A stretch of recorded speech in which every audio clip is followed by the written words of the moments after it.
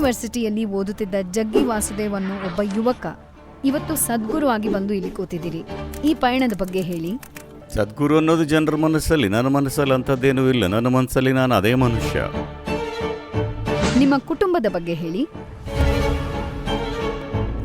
12 ವರ್ಷಕ್ಕಿಂತ ಮುಂಚೆ ತೀವ್ರವಾದ ನಾಸ್ತಿಕ, ಟೋಟಲ್ ಆಗಿ ಕಮ್ಯುನಿಸಮ್ನಲ್ಲಿ ಇದ್ದೆ. ಆಕ್ಟಿವ್ ಆಗಿ, ಸುಮ್ಮನೆ ಓದೋದಲ್ಲ, ಆ ಗ್ರೂಪ್ಗಳಲ್ಲಿ ಆಕ್ಟಿವ್ ಆಗಿ ಇನ್ವಾಲ್ವ್ ಆಗಿದ್ದೆ. ಅಮ್ಮ ಏನಂತಿದ್ರು? ಅಮ್ಮ ನನ್ನನ್ನು ಅವರ ಮಗನ ಥರ ಟ್ರೀಟ್ ಮಾಡಲಿಲ್ಲ, ನನ್ನ ಅವರ ಅಣ್ಣನ ಥರಾನೇ ಟ್ರೀಟ್ ಮಾಡೋರು. ಹೌದು, ಅವರು ಯಾಕೆ ಹಾಗೆ ಮಾಡ್ತಾರೆ ಅಂತ ಅವರಿಗೂ ಗೊತ್ತಿಲ್ಲ, ನನಗೂ ಗೊತ್ತಿಲ್ಲ. ನಿಮ್ಮನ್ನ ನೀವು ಏನಾಗಿ ಗುರುತಿಸ್ಕೊಳ್ಳೋಕೆ ಇಷ್ಟಪಡ್ತೀರಾ? ಯೋಗಿನ, ಗುರುನ ಅಥವಾ ಸದ್ಗುರುನ? ಹೇಗೆ ಡಿಫೈನ್ ಮಾಡ್ಕೊಳ್ತೀರಾ ಅಂತ. ಹಾ, ಬದುಕಿರೋರಿಗೆ ಡಿಫೈನ್ ಮಾಡೋದು ಬೇಡ, ಸತ್ತ ಮೇಲೆ ನೀವು ಡಿಫೈನ್ ಮಾಡ್ಕೊಳ್ಳಿ.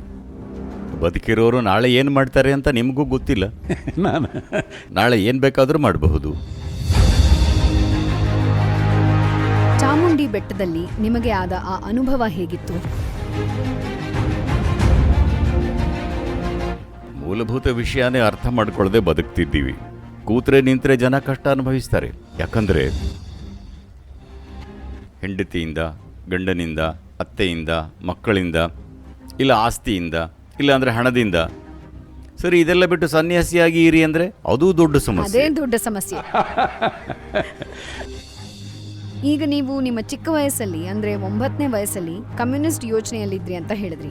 ಈಗ ನಾನು ನೇರವಾಗಿ ಕೇಳ್ತೀನಿ, ಇವಾಗ ನೀವು ಕಮ್ಯುನಿಸ್ಟಾ?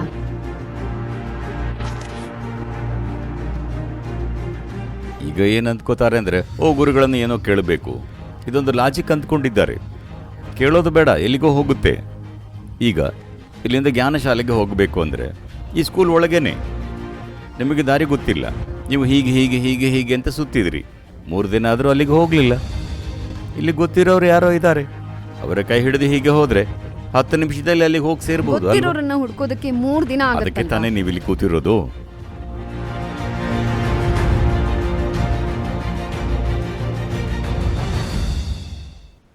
ನಮಸ್ಕಾರ. ಕದೈಪೋಮಾ ವಿತ್ ಪರ್ವಿನ್ ಸುಲ್ತಾನ ಕಾರ್ಯಕ್ರಮಕ್ಕೆ ನಿಮಗೆ ಪ್ರೀತಿಯ ಸ್ವಾಗತ. ಕಳೆದ ಹಲವು ಸಂಚಿಕೆಗಳಲ್ಲಿ ಅನೇಕ ಗಣ್ಯರನ್ನ ಭೇಟಿ ಮಾಡಿ ಅವರ ಮನಸ್ಸಿನ ಮಾತುಗಳನ್ನ ಜನರ ಮುಂದೆ ತರುವಲ್ಲಿ ಈ ಕಾರ್ಯಕ್ರಮ ಯಶಸ್ವಿಯಾಗಿದೆ. ಅದೇ ಸಾಲಿನಲ್ಲಿ ನಿಮ್ಮ ಆಸಕ್ತಿ ಮುಂದಿನ ಹಂತಗಳಲ್ಲಿ ನಾವು ಭೇಟಿಯಾಗಲೇಬೇಕಾದ ಬಹಳ ಮುಖ್ಯವಾದ ವ್ಯಕ್ತಿಗಳ ಕಡೆಗೆ ನಮ್ಮನ್ನ ಕರೆದೊಯ್ತಿದೆ. ಇವತ್ತು ನಾವೆಲ್ಲರೂ ಸಂಭ್ರಮಿಸುವಂತಹ ಒಬ್ಬ ವಿಶೇಷ ವ್ಯಕ್ತಿಯನ್ನ ಭೇಟಿ ಮಾಡಲಿದ್ದೀವಿ. ಈ ಪ್ರಪಂಚದಲ್ಲಿ, ಅದರಲ್ಲೂ ಭಾರತದಲ್ಲಿ ಬಹಳಷ್ಟು ಆಧ್ಯಾತ್ಮಿಕ ಕೇಂದ್ರಗಳಿವೆ. ಅದರಲ್ಲಿ ಬಹಳ ಮುಖ್ಯವಾದ, ಪ್ರಪಂಚದಾದ್ಯಂತ ಸಾಕಷ್ಟು ಹೆಸರು ಮತ್ತು ಜನಪ್ರಿಯತೆ ಗಳಿಸಿರುವಂತಹ ಒಂದು ಆಧ್ಯಾತ್ಮಿಕ ಕೇಂದ್ರವನ್ನ ಸ್ಥಾಪಿಸಿರುವ ಈಶಾ ಯೋಗ ಕೇಂದ್ರದ ಸಂಸ್ಥಾಪಕರು, ಲಕ್ಷಾಂತರ ಜನರ ಆಧ್ಯಾತ್ಮಿಕ ಗುರುಗಳಾದ ಸದ್ಗುರು ಅವರನ್ನ ನಾವಿಂದು ಭೇಟಿ ಮಾಡಲಿದ್ದೇವೆ. ನಮಸ್ಕಾರ ಸದ್ಗುರು. ಮೈಸೂರಲ್ಲಿ ಅಮ್ಮ,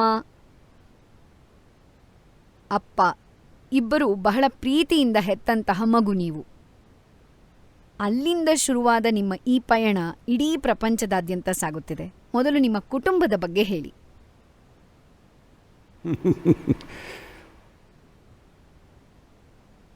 ಕುಟುಂಬದ ಬಗ್ಗೆ ಏನು ಹೇಳಬೇಕು?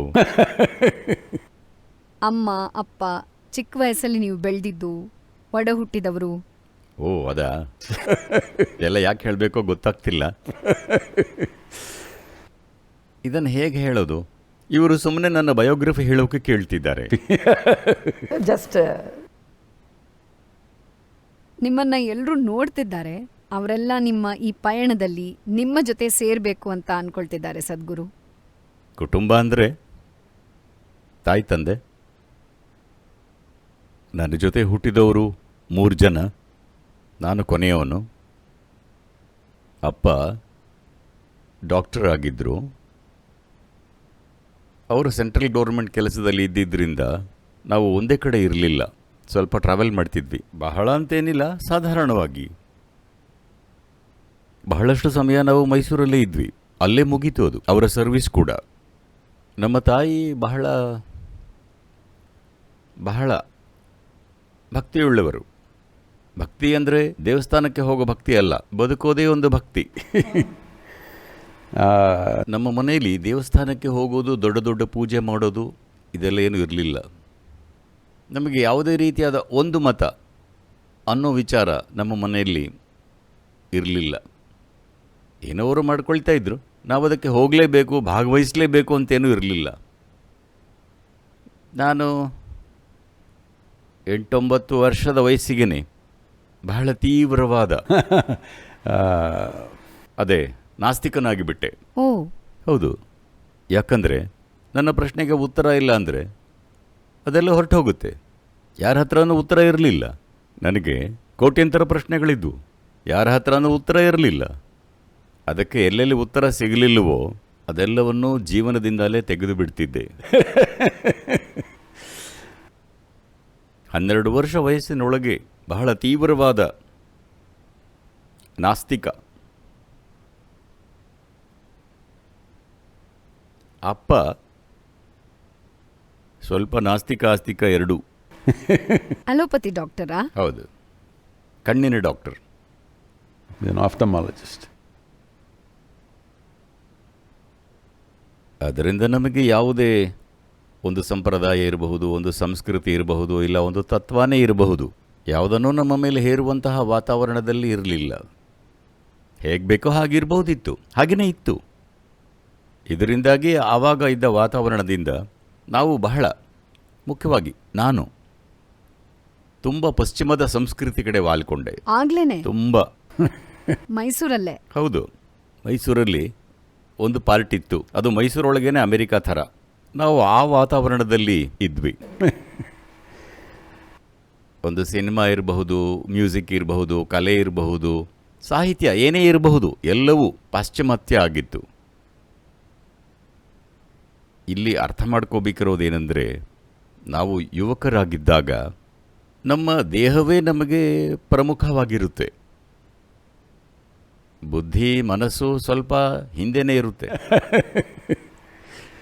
ಹಾಗಾಗಿ ಈ ಪಾಶ್ಚಿಮಾತ್ಯ ಸಂಸ್ಕೃತಿ ನಮಗೆ ತುಂಬ ಇಷ್ಟ ಆಗುತ್ತೆ. ಯಾಕಂದರೆ ಅದೆಲ್ಲ ದೇಹದ ಸಂಸ್ಕೃತಿ. ಸ್ವಲ್ಪ ಆಳವಾಗಿ ಹೋದರೆ ಮಾತ್ರ ನಮ್ಮ ಸಂಸ್ಕೃತಿ, ಈ ಭಾರತೀಯ ಸಂಸ್ಕೃತಿಯ ಮೇಲೆ ನಮಗೊಂದು ಆಸಕ್ತಿ ಬರುತ್ತೆ. ಮೇಲ್ನೋಟಕ್ಕೆ ನೋಡಿದರೆ ಎಲ್ಲವೂ ದೇಹದ ಸಂಸ್ಕೃತಿಯೇ ಅಂತ ಅನಿಸುತ್ತೆ. ಆಸ್ತಿ ಹಣದ ಬಗ್ಗೆ ಇರುವ ಸಂಸ್ಕೃತಿಯೇ ಎಲ್ಲದಕ್ಕಿಂತ ಶ್ರೇಷ್ಠ ಅಂತ ನಮ್ಮ ಮನಸ್ಸಿಗೆ ಅನಿಸುತ್ತೆ. ಹಾಗಾಗಿ ನಾನು ಕೂಡ ಹಾಗೆ ಬೆಳೆದೆ. ನಾನು 12 ವರ್ಷದವನಾಗಿದ್ದಾಗ ಸಂಪೂರ್ಣವಾಗಿ ಕಮ್ಯುನಿಸಮ್ನಲ್ಲಿ ಇದ್ದೆ. ಆ್ಯಕ್ಟಿವ್ ಆಗಿ, ಸುಮ್ಮನೆ ಓದೋದಲ್ಲ, ಆ ಗ್ರೂಪ್ಸ್ನಲ್ಲಿ ತುಂಬ ಆ್ಯಕ್ಟಿವ್ ಆಗಿ ಇನ್ವಾಲ್ವ್ ಆಗಿದ್ದೆ. 14-15 ವರ್ಷದಷ್ಟೊತ್ತಿಗೆ ನಾನು ಆಂಧ್ರ ಪ್ರದೇಶಕ್ಕೆ ಹೋಗಿಬಿಡ್ತೀನಿ ಅಂತ ರೆಡಿಯಾಗಿದ್ದೆ. ಇದನ್ನು ನಾನು ಯಾಕೆ ಹೇಳ್ತಿದ್ದೀನಿ ಅಂದರೆ, ನಮ್ಮ ಜ್ಞಾನ ಅರಿವು ಅನ್ನೋದು ಬೇರೆ ಬೇರೆ ಹಂತಗಳಲ್ಲಿ, ಬೇರೆ ಬೇರೆ ಆಯಾಮಗಳಲ್ಲಿ ಕೆಲಸ ಮಾಡುತ್ತೆ. ನಾವು ತುಂಬ ಕೀಳಾಗಿ ಅಂತ ನಾನು ಹೇಳೋದಿಲ್ಲ, ಅದರ ಸರಳವಾದ ಅರಿವನ್ನು ಹೊಂದಿದ್ದರೆ ನಮಗೆ ಈ ಭೌತಿಕ ವಿಷಯಗಳಷ್ಟೇ ಮುಖ್ಯ, ಅದರ ಮೇಲೆ ಬೇರೇನೂ ಇಲ್ಲ ಅನಿಸುತ್ತೆ. ಈ ಕಮ್ಯುನಿಸಮ್ ಅನ್ನೋದು ಈಗೇನೋ ಬೇರೆ ಬೇರೆ ರೀತಿಯಲ್ಲೇ ನಡೀತಿದೆ, ಸುಮ್ಮನೆ ರಾಜಕೀಯವಾಗಿ, ಅದು ಬೇರೆ ವಿಷಯ. ಆದರೆ ಅದರ ಅರ್ಥ ಇಷ್ಟೇ: ಎಲ್ಲರೂ ಊಟ ಮಾಡಬೇಕು, ಎಲ್ಲರೂ ಚೆನ್ನಾಗಿರಬೇಕು, ಅಷ್ಟೇ. ಎಲ್ಲರಿಗೂ ಊಟ ಸಿಕ್ಕರೆ ಜೀವನವೇ ಮುಗೀತು ಅನ್ನೋ ತರಹ. ಅದರ ನಾವು ಸ್ವಲ್ಪ ಆಳವಾಗಿ ನೋಡಿದಾಗ, ನಾವು ಪ್ರಾಣಿಗಳಾಗಿದ್ದರೆ ಅದು ಸರಿ, ಹೊಟ್ಟೆ ತುಂಬಿದರೆ ಸಾಕು, ಎಲ್ಲವೂ ಮುಗೀತು. ಆದರೆ ಮನುಷ್ಯನಾಗಿ ಹುಟ್ಟಿದ ಮೇಲೆ ಅದಷ್ಟೇ ಜೀವನ ಅಲ್ಲ. ಊಟ ಇಲ್ಲದಿರುವಾಗ ಅದು ತುಂಬ ದೊಡ್ಡ ವಿಷಯವಾಗಿರುತ್ತೆ. ಆದರೆ ಒಮ್ಮೆ ಊಟ ಆಯಿತು ಅಂದರೆ ಅದರಲ್ಲಿ ನಮಗೇನೂ ಇಲ್ಲ ಅನಿಸುತ್ತೆ. ನನಗೆ ಸುಮಾರು 17-18 ವರ್ಷದವನಿದ್ದಾಗ ನನಗೆ ಒಳಗಿನ ಅನುಭವಗಳು ಆಗೋಕೆ ಶುರುವಾಯಿತು. ಆಗಲೇ ನನಗೆ ಅನಿಸಿದ್ದು, ಇದು ಎಷ್ಟು ತುಂಬ ಸಿಂಪ್ಲಿಸ್ಟಿಕ್ ಅಂದರೆ ಕನ್ನಡದಲ್ಲಿ ಏನು? ಸರಳ ಅಂದರೆ ಸಿಂಪ್ಲಿಸ್ಟಿಕ್. ಬಹಳ ಪ್ರಾಥಮಿಕ ಹಂತದ ಅರಿವು ಇದು. ಆದರೆ ಆ ವಯಸ್ಸಿನಲ್ಲಿ ಅದೇ ನಮಗೆ ತುಂಬ ಮುಖ್ಯ ಅನಿಸುತ್ತೆ. ಇದನ್ನು ಮೀರಿ ನನ್ನೊಳಗೆ ಒಂದು ಕ್ರಾಂತಿ, ಆಚೆ ಹೋಗಿ ಏನಾದರೂ ಮಾಡಬೇಕು ಅಂತ ತುಂಬ ಉತ್ಸಾಹದಲ್ಲಿ ಇದ್ದೆ ಆವಾಗ. ಅಮ್ಮ ಏನು ಹೇಳಿದ್ರು? ಅಮ್ಮ ನನ್ನನ್ನು ಮಗನ ಥರ ಟ್ರೀಟ್ ಮಾಡಲಿಲ್ಲ, ನನ್ನ ಅವರ ಅಣ್ಣನ ಥರನೇ ಟ್ರೀಟ್ ಮಾಡೋರು. ಹೌದು, ಅವರು ಯಾಕೆ ಹಾಗೆ ಮಾಡ್ತಾರೆ ಅಂತ ಅವರಿಗೂ ಗೊತ್ತಿಲ್ಲ, ನನಗೂ ಗೊತ್ತಿಲ್ಲ. ಆದರೆ ಯಾವಾಗಲೂ ಅವರು ಅವ್ರಿಗಿಂತ ಮೇಲೆಯೇ. ಬೇರೆ ಮಕ್ಕಳನ್ನ ಅವರೆಲ್ಲ ರೆಗ್ಯುಲರ್ ಆಗಿ ಹಾಗೆ ಇದ್ದರು, ಮಕ್ಕಳು ಹೇಗಿರಬೇಕೋ ಹಾಗೆ. ನಾನು ಮಾತ್ರ ಚಿಕ್ಕಂದಿನಿಂದಲೇ ಹಾಗಿದ್ದೆ, ಏನು ಅಂತ ಗೊತ್ತಿಲ್ಲ, ಹಾಗೆ ನಡೀತು. ಓ ನಾನು ತುಂಬ ಚಿಕ್ಕವನಿದ್ದಾಗಲೂ ಅಷ್ಟೇ, ದೊಡ್ಡ ಮಕ್ಕಳು ತೊಡೆ ಮೇಲೆ ಕೂತ್ಕೊಳ್ತಿದ್ರು, ಆದರೆ ನಾನು ಕೂತ್ಕೊಳ್ತಿರ್ಲಿಲ್ಲ. ನಡಿಬೇಕಾದ್ರೆ ದೊಡ್ಡ ಮಕ್ಕಳನ್ನು ಎತ್ಕೊಳ್ತಿದ್ರು, ನಾನು ನನ್ನಷ್ಟಕ್ಕೆ ಓಡ್ತಾ ಇದ್ದೆ. ಇದರಿಂದಾಗಿ ಆವಾಗ ನನ್ನೊಳಗೆ ಒಂದು ದೊಡ್ಡ ಯುದ್ಧನೇ ನಡೀತಿತ್ತು. ಆ ಯುದ್ಧ ಮನೆಯಲ್ಲಿ ಊರೊಳಗೆ ಹರಡಿದರೆ ಚೆನ್ನಾಗಿರಲ್ಲ. ಅದಕ್ಕೆ ನಾನು ಎಲ್ಲೆಲ್ಲೂ ಹೊರಟು ಹೋಗ್ತಿದ್ದೆ, ಕಾಡಲ್ಲಿ ಅಲ್ಲಿ ಇಲ್ಲಿ ವಾರಗಟ್ಟಲೆ ಸುಮ್ಮನೆ ಒಂಟಿಯಾಗಿ ಹೋಗಿಬಿಡ್ತಿದ್ದೆ. ಯಾಕಂದರೆ ಒಳಗೆ ಯುದ್ಧ ನಡೀತಿರಬೇಕಾದ್ರೆ ಹೊರಗೆ ಬೇರೆ ಏನಾದರೂ ಸನ್ನಿವೇಶ ಬಂದರೆ ಅದು ಬೇರೆ ಥರನೇ ಆಗಿಬಿಡುತ್ತೆ. ಯಾಕಂದರೆ ಒಳಗಡೆ ಸ್ಫೋಟ ಆಗ್ತಿದೆ, ಆ ಸ್ಫೋಟ ಹೊರಗಡೆ ಬರಬಾರ್ದಲ್ವಾ. ಅದಕ್ಕೆ ನಾನು ಬಹಳ ಒಂಟಿಯಾಗಿ ಇದ್ದೆ. ಆದರೆ ನನ್ನೊಳಗೆ ಬರೀ ಪ್ರಶ್ನೆ ಪ್ರಶ್ನೆ ಪ್ರಶ್ನೆ, ಕೋಟ್ಯಂತರ ಪ್ರಶ್ನೆಗಳು, ಎಲ್ಲದರ ಬಗ್ಗೆಯೂ ಪ್ರಶ್ನೆ. ಈ ಪ್ರಶ್ನೆಗೆ ಯಾರನ್ನು ಕೇಳಿದ್ರು ಆ ಪುಸ್ತಕ ಓದು, ಅವ್ರು ಹಾಗೆ ಹೇಳಿದ್ರು, ಇವ್ರು ಹೀಗೆ ಹೇಳಿದ್ರು ಅಂತ ಹೇಳ್ತಾರೆ. ಆದರೆ ಬದುಕಿರೋರಲ್ಲಿ ಯಾರಿಗೂ ಅರ್ಥ ಆದ ಹಾಗೆ ಕಾಣಲಿಲ್ಲ. ಅರ್ಥ ಆದವರೆಲ್ಲ ಸತ್ತೋಗಿರೋ ಹಾಗಿದೆ. ನೋಡಿದರೆ ಹಳೆ ಕಾಲದಲ್ಲಿ ಬಂದು ಹೋಗಿದ್ದಾರೆ, ಇವಾಗ ಯಾರಿಗೂ ಅರ್ಥ ಆಗ್ತಿಲ್ಲ. ಸರಿ, ಅವ್ರು ಏನು ಹೇಳಿದ್ರು ಇವ್ರು ಏನು ಹೇಳಿದ್ರು ಅನ್ನೋದು ಬೇಡ, ನಿಜಕ್ಕೂ ಸತ್ಯ ಏನು ಅನ್ನೋ ಹುಡುಕಾಟ ನನಗೆ. ಹಾಗೆ ಹುಡುಕಬೇಕು ಅನ್ನೋ ಉದ್ದೇಶ ಇರಲಿಲ್ಲ, ಆದರೆ ಆ ಹುಡುಕಾಟ ತನ್ನಿಂದ ತಾನೇ ಬಂದುಬಿಡ್ತು. ಇದನ್ನೇ ಎಲ್ರಿಗೂ ಹೇಳೋಕೆ ಹೊರಟಿರೋದು. ನೀವು ಅನಗತ್ಯವಾದ ನಿರ್ಣಯಗಳನ್ನು ಮತಧರ್ಮದ ಹೆಸರಲ್ಲಿ, ತತ್ವದ ಹೆಸರಲ್ಲಿ, ಸಂಸ್ಕೃತಿ ಹೆಸರಲ್ಲಿ ನೀವು ಯಾವುದೇ ನಿರ್ಣಯಕ್ಕೆ ಬರಲಿಲ್ಲ ಅಂದರೆ ಮನುಷ್ಯನ ಬುದ್ಧಿ ಅನ್ನೋದೇ ಒಂದು ಸಹಜವಾದ ಹುಡುಕಾಟ. ಅರ್ಥ ಮಾಡ್ಕೊಳ್ಳದೆ ಹೇಗಿರೋಕ್ಕೆ ಸಾಧ್ಯ? ಏನಂದರೆ ಶುರುವಿನಿಂದ ಹೇಳಿಬಿಡ್ತಾರೆ, ನೀನು ಯಾವುದಕ್ಕೂ ಚಿಂತೆ ಮಾಡಬೇಡ, ದೇವರಿದ್ದಾನೆ, ಎಲ್ಲವೂ ನಡೆಯುತ್ತೆ, ಇದು ಹೀಗಿದೆ, ನೀನು ಸತ್ತರೆ ಎಲ್ಲಿಗೆ ಹೋಗ್ತೀಯಾ, ಸ್ವರ್ಗಕ್ಕೆ ಹೋಗ್ತೀಯಾ ಅಂತ ಎಲ್ಲರೂ ಹೇಳಿಬಿಡ್ತಾರೆ. ಯಾವುದೇ ನಿರ್ಣಯಕ್ಕೆ ಬರಲಿಲ್ಲ ಅಂದರೆ ಆ ಹುಡುಕಾಟದಿಂದ ಯಾರೂ ತಪ್ಪಿಸ್ಕೊಳ್ಳೋಕ್ಕಾಗಲ್ಲ. ಇದೇ ಮುಖ್ಯವಾಗೋದು. ನಿರ್ಣಯ ಬೇಡ ಅಂತಿದ್ದೀರಾ ಅಥವಾ ಅದು ಬೇಕು ಅಂತಿದ್ದೀರಾ? ಅಲ್ಲ, ನಿರ್ಣಯ ಅಂದರೆ ಏನರ್ಥ? ನಿಮಗೆ ನಿಜಕ್ಕೂ ಸತ್ಯದ ಕಡೆ ಉದ್ದೇಶನೇ ಇಲ್ಲ ಅಂತ. ನಿಮ್ಮ ಅನುಕೂಲಕ್ಕೆ ಒಂದು ನಿರ್ಣಯಕ್ಕೆ ಬರ್ತೀರಿ. ನಿಮ್ಮ ಸಮಾಜದಲ್ಲಿ ಯಾವುದು ಅನುಕೂಲವೋ ಅದನ್ನು ಆರಿಸ್ಕೋತೀರಿ ಅಷ್ಟೇ. ನೀವು ಒಂದು ರೀತಿಯ ಕುಟುಂಬದಲ್ಲಿ ಬೆಳೆದಿದ್ದರೆ ಒಂದು ರೀತಿಯ ನಿರ್ಣಯಕ್ಕೆ ಬರ್ತೀರಿ, ಇನ್ನೊಬ್ಬರು ಬೇರೆ ರೀತಿಯ ಕುಟುಂಬದಲ್ಲಿ ಬೆಳೆದಿದ್ದರೆ ಬೇರೆ ರೀತಿಯ ನಿರ್ಣಯಕ್ಕೆ ಬರ್ತಾರೆ. ಈ ನಿರ್ಣಯಗಳು ಯಾಕೆ? ಸುತ್ತ ಇರೋ ಸನ್ನಿವೇಶಕ್ಕೆ ಹೇಗೋ ಹೊಂದ್ಕೋಬೇಕು ಅಷ್ಟೇ. ಸತ್ಯ ತಿಳ್ಕೋಬೇಕು ಅನ್ನೋ ಆಸಕ್ತಿನೇ ಸಾಯಿಸಿಬಿಡ್ತೀವಿ. ಅದಕ್ಕೆ ಈ ಹುಡುಕಾಟ ಅನ್ನೋದು ಏನೋ ಆಧ್ಯಾತ್ಮ ಅದು ಇದು ಅಂತ ಅಂದ್ಕೋಬಾರ್ದು. ಈ ಹುಡುಕಾಟ ಮನುಷ್ಯರ ಬುದ್ಧಿವಂತಿಕೆಗೆ ಬಹಳ ಮೂಲಭೂತವಾದದ್ದು. ಆ ಹುಡುಕಾಟನ ಸಾಯಿಸೋಕೆ ಅಂತಾನೆ ನಾವು ಸ್ಕೂಲ್ ನಡೆಸ್ತೀವಿ, ಸಂಸಾರ ನಡೆಸ್ತೀವಿ, ಜಾತಿ ಮತ ನಡೆಸ್ತೀವಿ, ಹಲವಾರು ರೀತಿಯ ತತ್ವಗಳನ್ನು ನಡೆಸ್ತೀವಿ, ಪೊಲಿಟಿಕಲ್ ಐಡಿಯಾಲಜೀಸ್ ನಡೆಸ್ತೀವಿ. ಯಾಕೆ ಅಂದರೆ ಹೇಗೋ ಮಾಡಿ ಈ ಹುಡುಕಾಟನ ನಾವು ಸಾಯಿಸಬೇಕು. ಯಾಕಂದರೆ ಈ ಹುಡುಕಾಟದಲ್ಲಿರೋ ಮನುಷ್ಯರನ್ನು ಹಿಡಿದಿಟ್ಟು ನೀವು ಕಂಟ್ರೋಲ್ ಮಾಡೋಕೆ ಆಗಲ್ಲ, ಅವರನ್ನು ಎತ್ತಿನ ಗಾಡಿಗೆ ಕಟ್ಟಕ್ಕಾಗಲ್ಲ. ಸದ್ಗುರು, ನೀವು ಮೈಸೂರು ಯೂನಿವರ್ಸಿಟಿಯಲ್ಲಿ ಓದಿದ್ದೀರಾ. ಓದುತ್ತಿರುವಾಗಲೇ ನಿಮಗೆ ಅನ್ನಿಸುತ್ತಾ ಆ ಫೀಲ್ಡ್ ನಿಮ್ಮದಲ್ಲ, ನಿಮ್ಮ ದಾರಿ ಇದು ಅಂತ? ಆಧ್ಯಾತ್ಮನೇ ನಿಮ್ಮ ದಾರಿ ಅಂತ? ಸ್ಕೂಲ್ಗೆ ತುಂಬ ಅನಿವಾರ್ಯ ಇದ್ದಾಗ ಮಾತ್ರ ಹೋಗ್ತಿದ್ದೆ, ಇಲ್ಲಾಂದರೆ ದಾರಿಯಲ್ಲೇ ಬೇರೆ ಕಡೆ ಹೊರಟು ಹೋಗ್ತಿದ್ದೆ ನಾನು.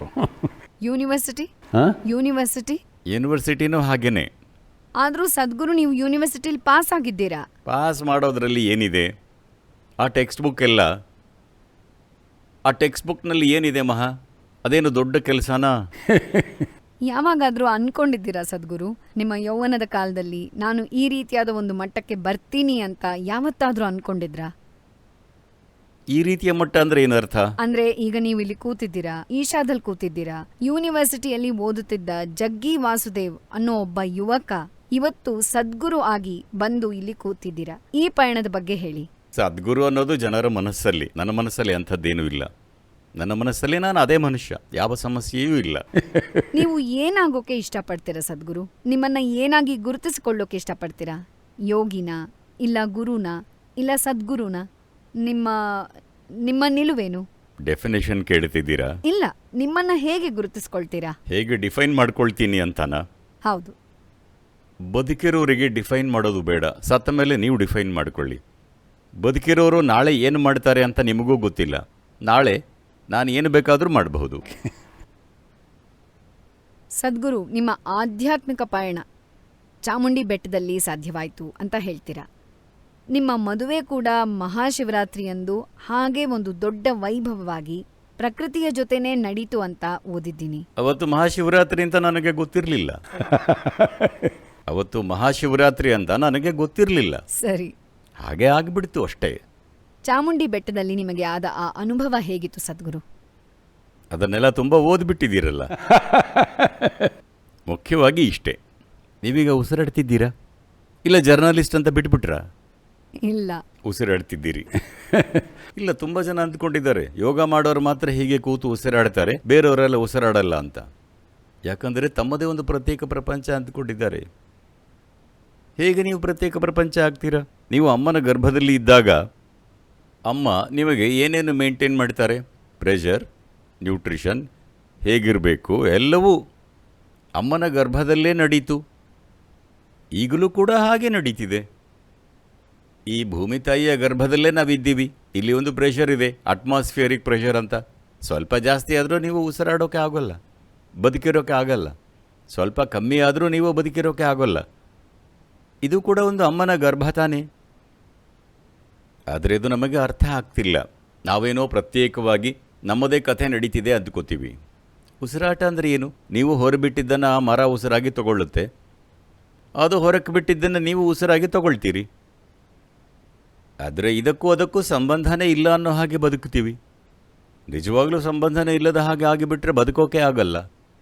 ನಮ್ಮ ಮಾನಸಿಕ ಸ್ಥಿತಿ ಏನಾಗಿಬಿಟ್ಟಿದೆ ಅಂದರೆ, ಸೃಷ್ಟಿಗಿಂತ ಹೆಚ್ಚಾಗಿ ನಮ್ಮ ಆಲೋಚನೆಗಳ ಸೃಷ್ಟಿ ಇದೆಯಲ್ಲ, ನಮ್ಮ ಯೋಚನೆ, ನಮ್ಮ ಭಾವನೆ ಸೇರಿ ನಾವೇನೋ ಒಂದು ಪ್ರಪಂಚ ಸೃಷ್ಟಿ ಮಾಡಿದ್ದೀವಲ್ಲ, ಆ ಪ್ರಪಂಚ ಮೂಲ ಸೃಷ್ಟಿಗಿಂತ ನಮ್ಮ ಗಮನದಲ್ಲಿ ದೊಡ್ಡದಾಗಿ ಬಿಟ್ಟಿದೆ.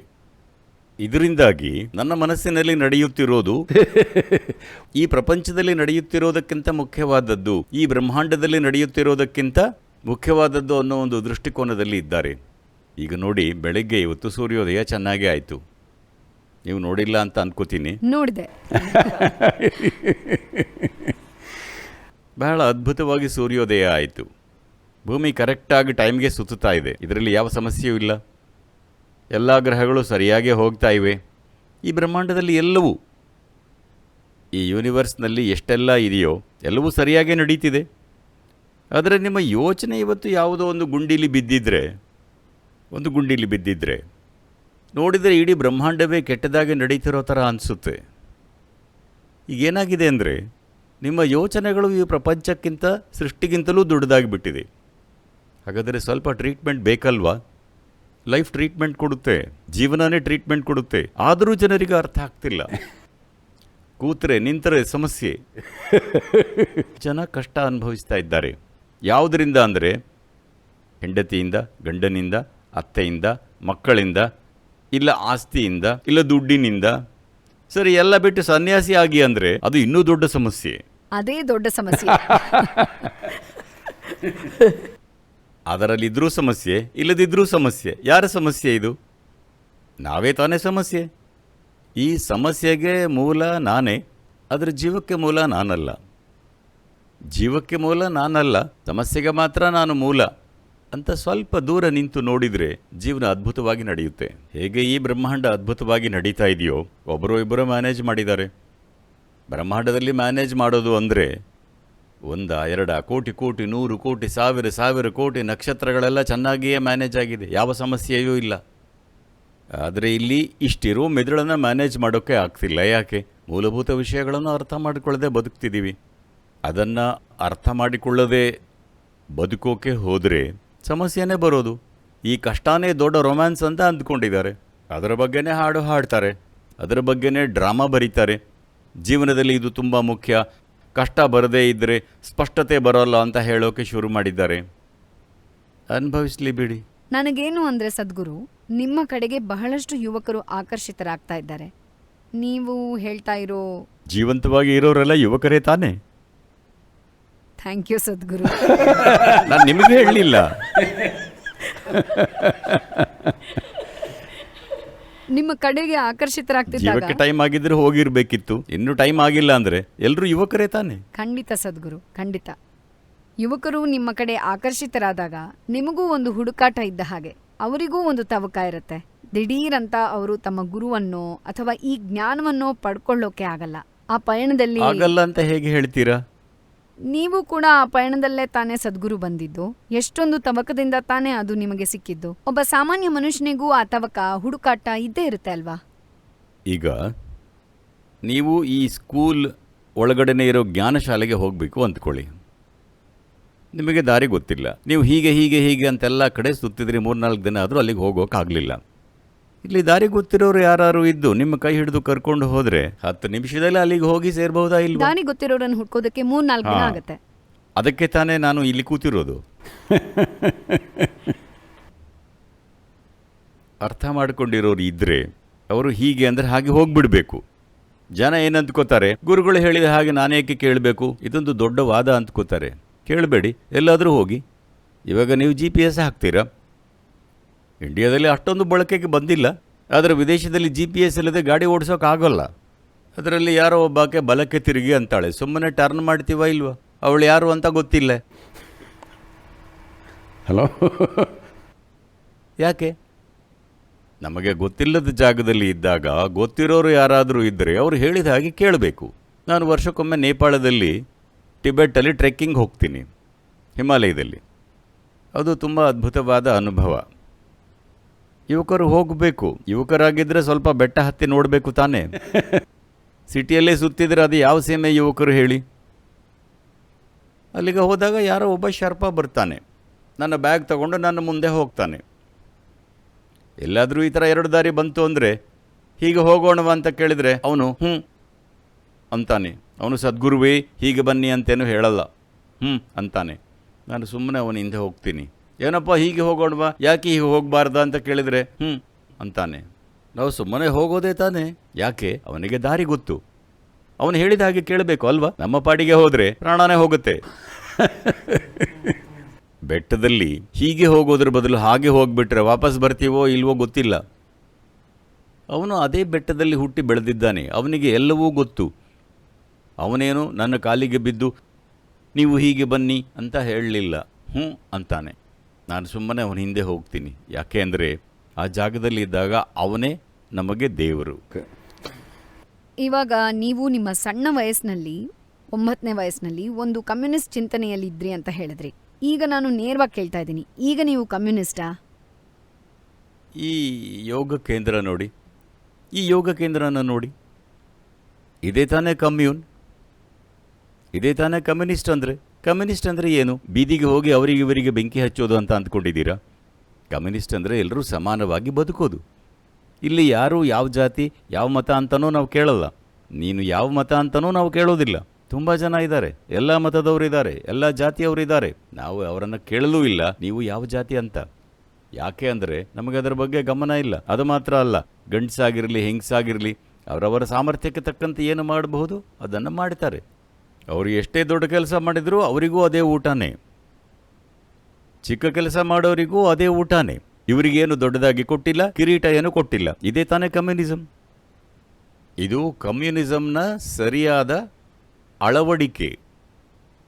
ಸುಮ್ಮನೆ ಮಾತಲ್ಲಿ ಕಮ್ಯುನಿಸ್ಟ್ ಕಮ್ಯುನಿಸ್ಟ್ ಅದು ಬೇರೇನೋ ಮಾಡೋದಲ್ಲ. ಎಲ್ಲರೂ ಸಮಾನವಾಗಿ ಬದುಕೋದೇ ತಾನೇ ಕಮ್ಯುನಿಸಮ್. ಅಧಿಕಾರದಲ್ಲಿ ಇರೋರು ಇಲ್ಲಿ ಗಂಡಸೇ ಇರಬೇಕು, ಹೆಂಗಸೇ ಇರಬೇಕು, ಆ ಥರದ್ದು ಏನೂ ಇಲ್ವಾ? ಅವರ ಗಂಡಸ್ತನ ಹೆಂಗಸ್ತನ ಇಟ್ಕೊಂಡು ನಾನೇನು ಮಾಡಲಿ? ಬಿದುಳಿ ಇದೆಯಾ ಇಲ್ವಾ ಅಂತ ನೋಡ್ತೀವಿ ಅಷ್ಟೇ.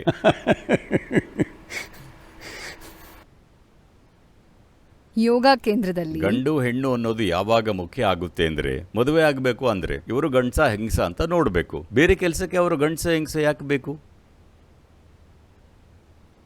ಈಗ ನಾನು ಹೆಂಗಸಾಗಿದ್ದರೆ ನಿಮಗೇನು ಸಮಸ್ಯೆ? ಯಾವ ಸಮಸ್ಯೆಯೂ ಇಲ್ಲ. ನಿಮಗೇನು ಸಮಸ್ಯೆ ಇಲ್ಲ ತಾನೆ? ಯಾಕೆ ಅಂದರೆ ನೀವು ಇಲ್ಲಿ ಕೂತಿರೋದು ಬೇರೆ ಇದೇ ಉದ್ದೇಶಕ್ಕೆ ಅಷ್ಟೇ ತಾನೆ.